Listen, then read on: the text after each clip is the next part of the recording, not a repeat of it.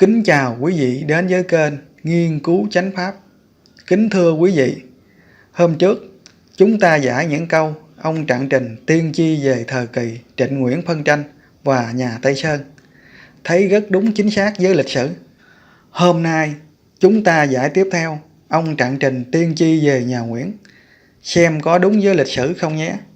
Tiếp theo 10 câu là: phụ nguyên chính thống hẳn hoi, tinh dê lại phải, mắc mồi đàn dê, giật lòng chinh chích u mê, thập trên tự dưới, nhất đè chữ tâm, để lội quỷ bạch nam sâm, làm cho trăm họ khổ trầm lưu ly, ngai vàng gặp buổi phinh nguy, gia đình một ở, ba đi dần dần, cho hai những gã công hầu, giàu sang biết gửi nơi đâu chiến này. 2 câu: phụ nguyên chính thống hẳn hoi, tinh dê lại phải, mắc mồi đàn dê. Từ phụ nguyên ghép lại là chữ Nguyễn, vì chữ phụ, chữ Hán viết chữ phụ như hình, chữ nguyên, chữ Hán viết chữ nguyên như hình, cho nên ghép chữ phụ nguyên lại là thành chữ Nguyễn. Chữ Hán viết chữ Nguyễn như hình. Chữ chính thống nghĩa là chính thức thống nhất thống trị. Chữ hẳn hoi nghĩa là có đủ các yêu cầu, đúng theo tiêu chuẩn được đòi hỏi. Các chữ tinh dê, chữ dê là chữ dương, ý chỉ người Tây Dương, cụ thể là người Pháp. Vậy tinh dê nghĩa là chúa Nguyễn Ánh tin vào người Tây Dương, cụ thể là tin vào giám mục Bá Đa Lộc và nước Pháp. Vì chúa Nguyễn Ánh cho phép người Pháp là giám mục Bá Đa Lộc với tư cách là đại diện chúa Nguyễn cùng với hoàng tử Cảnh ra nước ngoài để cầu viện Pháp tiếp quân sự đánh nhà Tây Sơn. Tháng 11 năm 1787, giám mục Bá Đa Lộc cùng với hoàng tử Cảnh gặp vua Louis XVI tại cung điện Versailles. Giám mục Bá Đa Lộc với tư cách là đại diện chúa Nguyễn đã ký với Pháp hiệp ước Versailles. Nội dung chính của hiệp ước như sau: Pháp cam kết cung cấp cho chúa Nguyễn 4 chiếc tàu chiến, 200 pháo binh cùng với 1.200 bộ binh và 250 lính da đen châu Phi và các phương tiện trang bị vũ khí tương ứng. Ngược lại, chúa Nguyễn chấp thuận nhường cửa biển Đà Nẵng và quần đảo Côn Lôn cho Pháp, cho phép người Pháp được quyền tự do buôn bán và kiểm soát thương mại của người nước ngoài ở Việt Nam. Mỗi năm sẽ đóng trả cho Pháp 1 chiếc tàu, giống với loại tàu Pháp viện trợ. Đồng thời, cung cấp lương thực và quân nhu thiết yếu cho Pháp khi Pháp có chiến tranh với một nước khác ở khu vực Viễn Đông. Ta thấy hiệp ước bất bình đẳng, có lợi cho nước Pháp, có hại cho nước Việt Nam. Nếu là chúa Nguyễn Ánh đi thì không bao giờ chúa Nguyễn lại ký hiệp ước bất bình đẳng như vậy. Nhưng hiệp ước Versailles không thực hiện được do cuộc cách mạng Pháp đã lật đổ vua Louis XVI năm 1789. Các từ mắc mồi đàn dê nghĩa là mắc mồi những người Tây Dương, cụ thể là mắc mồi giám mục Bá Đa Lộc và nước Pháp. 1. Mắc mồi giám mục Bá Đa Lộc. Giám mục Bá Đa Lộc giúp chúa Nguyễn Ánh với mục đích truyền đạo Công giáo vào Việt Nam. Năm 1777, chúa Nguyễn Ánh bị quân Tây Sơn truy đuổi và chạy ra đảo Thổ Chu và gặp giám mục Bá Đa Lộc tại đây. Nhận định đây là một cơ hội tốt để thúc đẩy quá trình truyền giáo. Giám mục Bá Đa Lộc đã tìm cách tiếp cận chúa Nguyễn Ánh, vận động chúa Nguyễn tìm kiếm sự giúp đỡ từ nước Pháp. Đây chính là nước cờ mạo hiểm của giám mục Bá Đa Lộc. Do biết được đã mắc mồi giám mục Bá Đa Lộc nên chúa Nguyễn Ánh thường cảnh tỉnh các con và triều thần về mối đe dọa sự an nguy của quốc gia từ sự truyền đạo của người Pháp. Cho nên các vị vua tiếp theo như Minh Mạng, Thiệu Trị, Tự Đức đều cấm truyền đạo Công giáo, ép giáo dân bỏ đạo. Từ chỗ cấm truyền đạo Công giáo, các giáo sĩ lợi dụng thương mại mua bán, giả dạng thương nhân để truyền đạo. Cho nên thời vua Minh Mạng và Thiệu Trị không có xem trọng thương mại với các nước phương Tây. Đến thời vua Tự Đức thì cấm thương mại với các nước phương Tây. 2. Mắc mồi nước Pháp. Tuy hiệp ước Versailles không thành hiện thực, nhưng Pháp đã dựa vào hiệp ước này để làm cái cớ yêu cầu nhà Nguyễn cắt đất, và sau đó dựa vào cớ không cho tự do truyền đạo Công giáo và tự do thương mại mà xâm lược nước ta vào năm 1858. Tóm lại hai câu: phụ nguyên chính thống hẳn hôi, tinh dê lại phải mắc mồi đàn dê, nghĩa là nhà Nguyễn được chính thức thống nhất thống trị, và do tin vào người Tây Dương là người Pháp nên phải mắc mồi người Pháp, bị người Pháp xâm lược. Tiếp theo hai câu: giật lòng chinh chích u mê, thập trên tự dưới, nhất đè chữ tâm. Các chữ giật lòng, chữ giật chỉ Giật Tông chính là vua Tự Đức, vì vua Tự Đức được tri tôn miếu hiệu là Nguyễn Giật Tông. Chữ lòng tức là chữ tâm, vì chữ tâm nghĩa là lòng, và chữ tâm nghĩa là những suy nghĩ, những tư tưởng. Vậy giật lòng nghĩa là những suy nghĩ tư tưởng vua Giật Tông, tức là những suy nghĩ tư tưởng của vua Tự Đức. Các chữ chinh chích, chữ chinh nghĩa là chinh chiến đánh giặc, chữ chích nghĩa là triển khai mở rộng. Vậy chữ chinh chích nghĩa là triển khai đánh giặc. Chữ u mê nghĩa là quá mê muội, không có sáng suốt nhận rõ tà chánh đúng sai tốt xấu vân vân. Các chữ thập trên tự dưới, nhất đè chữ tâm ghép lại là thành chữ Đức. Vì chữ thập, chữ Hán viết chữ thập như hình; chữ tự, chữ Hán viết chữ tự như hình; chữ nhất, chữ Hán viết chữ nhất như hình; chữ tâm, chữ Hán viết chữ tâm như hình. Cho nên ghép các chữ thập trên tự dưới, nhất đè chữ tâm lại là thành chữ Đức. Chữ Hán viết chữ Đức như hình.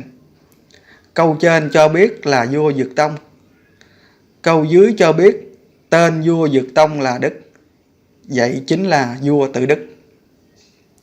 Tóm lại hai câu: giật lòng chinh chích u mê, thập trên tự dưới, nhất đè chữ tâm, nghĩa là những suy nghĩ tư tưởng của vua Tự Đức triển khai đánh giặc quá u mê, không sáng suốt. Tiếp theo hai câu: để lội quỷ bạch nam xâm, làm cho trăm họ khổ trầm lưu ly. Từ quỷ bạch, chữ quỷ nghĩa là quỷ quyệt, ganh ma, gian trá, xấu xa. Chữ bạch nghĩa là màu trắng. Vậy từ quỷ bạch nghĩa là người quỷ quyệt, ganh ma, gian trá, da màu trắng. Ý chỉ người Tây Dương, cụ thể là người Pháp. Các chữ nam xâm nghĩa là xâm lược nước Việt Nam. Vậy câu để lội quỷ bạch nam xâm nghĩa là để người Tây Dương xâm lược nước Việt Nam. Ứng với sự việc năm 1858, Pháp và Tây Ban Nha đánh Đà Nẵng, chiếm thành An Hải và Tôn Hải. Năm 1859, Pháp và Tây Ban Nha đánh chiếm thành Gia Định và đề nghị việc giảng hòa, chỉ xin được tự do giảng đạo Công giáo và được buôn bán với Đại Nam. Nhưng vua Tự Đức không đồng ý. Đến năm 1862, quân Pháp chiếm Biên Hòa và Vĩnh Long. Vua Tự Đức phái Phan Thanh Giảng và Lâm Duy Hiệp vào Nam giảng hòa với Pháp. Ngày 9 tháng 5 năm 1862, ông Phan Thanh Giảng ký hòa ước với Pháp, có nội dung chính như sau: Đại Nam phải để cho giáo sĩ Công giáo người Pháp và người Tây Ban Nha được tự do giảng đạo và để dân gian được tự do theo đạo. Đại Nam phải nhường đất cho nước Pháp các tỉnh Biên Hòa, Gia Định và Định Tường, và phải để cho chiến thuyền của Pháp ra vào tự do ở sông Mê Công.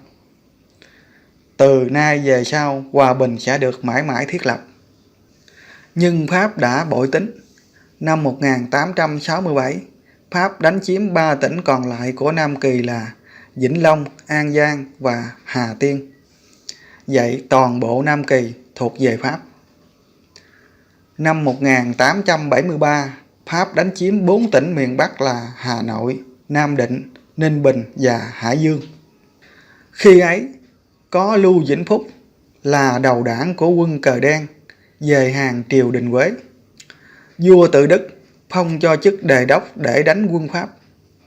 Quân Pháp thua trận phải ký hòa ước năm Giáp Tức 1874.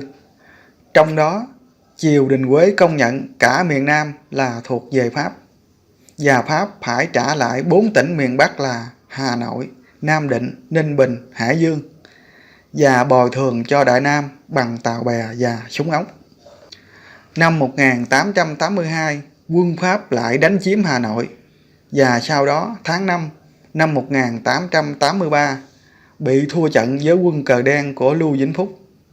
Quân ta trên đà thắng thế đánh đuổi quân Pháp thì vua Tự Đức băng hà tháng 7 năm 1883, thọ 54 tuổi. Chữ Trăm Họ chỉ dân Việt Nam, vì sự tích Lạc Long Quân và Âu Cơ sinh ra 100 người con trai. Các chữ khổ trầm lưu ly. Chữ trầm nghĩa là nhiều, lâu, kéo dài. Chữ lưu nghĩa là chảy, trôi nổi, trôi dạt. Chữ ly nghĩa là lìa, xa cách. Vậy khổ trầm lưu ly nghĩa là khổ nhiều, khổ lâu dài, khổ trôi nổi xa cách, trôi dạt ngày đây mai đó.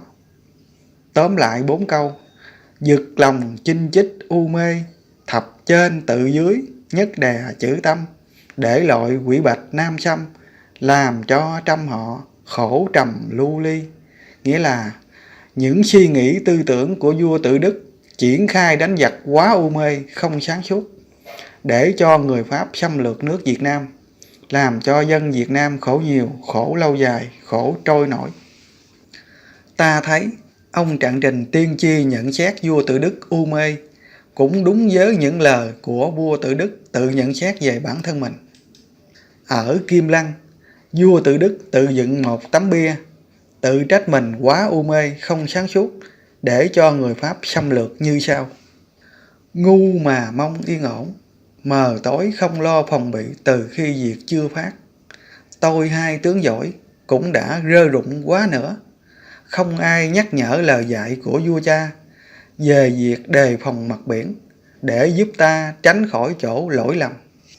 Ông Trần Thực, ai là người cũng gìn giữ bờ cõi ta, dỗ yên nhân dân ta, bất đắc dĩ phải đánh dẹp, nhưng càng đánh dẹp càng loạn, mỏi mệt. Ông cũng trăn trở tính chuyện giữ nước, nhưng những quan đại thần được sai đi bàn định hòa ước lại trái ý ông, nên ông ghi: không hiểu vì lý do gì lại dễ dàng lập thành hòa nghị, bỗng chốc đem cả nhân dân cùng đất đai của các triều nhọc nhằn gây dựng cho giặc hết, vân vân. Vua Tự Đức tự nhận trách nhiệm về mình, không sáng suốt trong việc biết người, ấy là của ta. Dùng người không đúng chỗ cũng là tội của ta. Hàng trăm việc không làm được đều là tội của ta cả. Ông nuốt nước mắt, đành chịu tội với tôn miếu và nhân dân. Ông hổ thẹn nói rằng: ta thực sự một mai chết đi, thì tự thẹn chí khôn không bằng con cáo. Tiếp theo 2 câu: ngai vàng gặp buổi phinh nguy, gia đình một ở, ba đi dần dần. Chữ ngai vàng nghĩa là cái ghế của vua ngồi làm bằng vàng, tức là chỉ ngôi vua. Chữ phinh nguy nghĩa là phinh đảo nghi ngửa, nguy khốn, không an toàn. Chữ gia đình chỉ nhà Nguyễn. Các chữ một ở nghĩa là một người được ở lại nhà. Các chữ ba đi dần dần nghĩa là người này đi khỏi nhà, rồi từ từ đến người kia đi, rồi từ từ đến người nọ đi. Ứng với sự việc khi người Pháp xâm lược nước ta, ngôi vua bị nguy khốn, không an toàn, và sau khi vua Tự Đức băng hà thì ngôi vua bị phinh đảo nghi ngửa và nguy khốn như sau. Do vua Tự Đức không có con, nên ông truyền ngôi lại cho một người con của anh mình là Nguyễn Phúc Ưng Chân. Nguyễn Phúc Ưng Chân lên làm vua ngày 20 tháng 7 năm 1883, lấy hiệu là Dục Đức được 3 ngày, thì bị các quan phụ chính là Nguyễn Văn Tường và Tôn Thất Thiết hạch tội, phế bỏ vua, rồi bỏ đói đến chết, cho vua Dục Đức có 4 tội lớn là: 1. Muốn sửa di chiếu của vua cha. 2. Có đại tang mà mặc áo màu. 3. Tự tiện đưa một giáo sĩ vào hoàng thành. 4. Thông dâm với nhiều cung nữ của vua cha. Sau đó, triều thần đưa một người con khác của vua Thiệu Trị là Nguyễn Phúc Hồng Dật lên ngôi ngày 30 tháng 7 năm 1883, lấy hiệu là Hiệp Hòa. Được 4 tháng thì bị các quan phụ chính là Nguyễn Văn Tường và Tôn Thất Thiết hạch tội, phế bỏ vua, rồi bị ép uống thuốc độc chết, cho vua Hiệp Hòa có 3 tội lớn là: 1. Tư thông với đại diện của Pháp. 2. Không chịu nghe lời khuyến cáo của các quan phụ chính. 3. Thâm lạm công nhu. Nguyên nhân chính là do ngày 18 tháng 8 năm 1883, Pháp đánh cửa biển Thuận An. Trước sức mạnh của Đại Bác, triều đình Quế phải đề nghị hòa ước. Ngày 25 tháng 8 năm 1883, vua Hiệp Hòa ký hòa ước với Pháp. Nội dung chính của bản hòa ước là công nhận Pháp có quyền bảo hộ trên toàn Việt Nam. Pháp có quyền can thiệp vào các vấn đề về nội trị và ngoại giao của Việt Nam. Với bản hiệp ước này, uy tín của vua Hiệp Hòa trong triều cũng như với dân chúng bị tổn hại nghiêm trọng. Do vua Hiệp Hòa cũng muốn nhận chính sách bảo hộ của Pháp để cho yên thân và yên ngôi vua, nhưng các quan phụ chính thì có nhiều người không chịu, cho nên tìm cơ hội để phế vua. Sau đó, triều thần đưa con của người em ruột vua Tự Đức là Nguyễn Phúc Ưng Đăng lên ngôi ngày 2 tháng 12 năm 1883, lấy hiệu là Kiến Phúc. Được 8 tháng thì băng hà, thọ 15 tuổi. Sau đó, triều thần đưa em ruột vua Kiến Phúc là Nguyễn Phúc Ưng Lịch lên ngôi ngày 2 tháng 8 năm 1884, lấy hiệu là Hàm Nghi. Năm 1885, do sự bất đồng quan điểm về lễ nghi vào triều ý kiến vua của thống tướng Pháp Đề Cossy với các triều thần Đại Nam. Quan điểm của các triều thần Đại Nam là thống tướng Đề Cossy và các tướng lãnh vào ý kiến vua thì đi cửa chánh, còn quân lính thì đi cửa hai bên. Quan điểm của thống tướng Đề Cossy là vào ý kiến vua, ông và các tướng lãnh cùng quân lính phải đi cửa chánh. Thấy quan điểm của thống tướng Pháp Đề Cossy khinh mạng vua mình như vậy, nên các triều thần Đại Nam tập hợp các quan và binh lính đánh Pháp, nhưng đánh không lại. Cho nên vua Hàm Nghi và các quan phải chạy khỏi triều đình Quế đến Quảng Trị. Và sau đó, nhà vua phát chiếu Cần Dương kêu gọi nhân dân chống Pháp. Được nhân dân hưởng ứng, phong trào chống Pháp nổi lên khắp nơi, làm cho Pháp phải khiếp sợ. Cho nên tại triều đình Quế, người Pháp phải chọn anh của vua Hàm Nghi là Nguyễn Phúc Ưng Kỷ lên làm vua bù nhìn. Nguyễn Phúc Ưng Kỷ lên làm vua lấy hiệu là Đồng Khánh. Cho nên trong thời gian đó, nước ta có hai vua. Trong triều thì có vua Đồng Khánh làm bù nhìn cho Pháp, ngoài triều thì có vua Hàm Nghi phát chiếu Cần Dương chống Pháp. Năm 1888, theo sử học thì vua Hàm Nghi bị quân Pháp bắt khi đang ngủ và đày đi châu Phi. Ông cưới vợ ở châu Phi và được 3 con, 2 gái 1 trai, và mất năm 1944, thọ 72 tuổi. Theo ông sư giải Bán Phai thì vua Hàm Nghi đánh không lại Pháp, cho nên vua và các quan chạy lên núi Tà Lơn thuộc Campuchia ẩn sĩ tu hành. Qua câu trong sấm giảng người đời của ông như sau: Ất Sửu phiên quốc chiến chinh, qua năm Đinh Mão, Nam Đình giao ngôi, Hàm Nghi thất quốc thương ôi, qua nơi Tây Bắc, lánh dòng gian nan. Các vị quan trấn thở than, lên non ẩn sĩ cho an một bề. Hiện tại bây giờ còn mộ của vua Hàm Nghi và mộ của các quan theo ông ở trên núi Tà Lơn. Chú ý, theo sử học thì khi quân Pháp bắt vua Hàm Nghi thì ông không tự nhận mình là Hàm Nghi và cho rằng quân Pháp đã bắt lầm, nhưng quân Pháp không tin. Khi đưa vua đến đồn Thuận Bài, quân Pháp tổ chức lễ tiếp đón vua theo nghi thức triều đình rất long trọng, nhưng nhà vua tỏ ra không hiểu, làm quân Pháp nghi ngờ, không biết vua thật giả vờ không hiểu hay là đã bắt lầm một người nông dân nên không hiểu lễ nghi triều đình. Cho nên quân Pháp cử đề đốc Nguyễn Hữu Diệt đến thăm hỏi và nhận mặt. Thì nhà vua cũng tỏ vẻ không biết Nguyễn Hữu Diệt là ai, làm chức gì. Nhưng khi người Pháp đem thầy học cũ là Nguyễn Nhựn đến xem, thì nhà vua đứng dậy chào thầy. Đến lúc đó thì người Pháp mới yên trí đó là vua Hàm Nghi. Ta thấy người này biết được Nguyễn Nhựn là thầy dạy học, cũng không chắc chắn là vua Hàm Nghi, nhưng người Pháp tin đó là vua Hàm Nghi cho nên đày đi châu Phi. Đầu năm 1889, vua Đồng Khánh bệnh nặng và qua đời, thọ 24 tuổi. Triều thần đưa con của vua Dục Đức là Nguyễn Phúc Bủ Lân lên làm vua, lấy hiệu là Thành Thái. Do vua Thành Thái có tư tưởng chống Pháp, nên người Pháp phát hiện các bản vẽ vũ khí và các đội binh mà nhà vua bí mật thành lập để chống Pháp, vân vân. Cho nên Pháp ép ông thối vị, nhường ngôi lại cho con là Nguyễn Phúc Vĩnh Sang và đày ông đi Vũng Tàu năm 1907.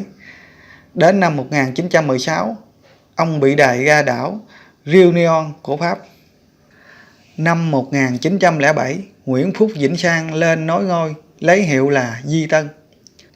Do vua Di Tân cũng có tư tưởng chống Pháp, nên quân Pháp phát hiện nhà vua liên kết với hội quan phục của Phan Bội Châu đứng lên khởi nghĩa chống Pháp.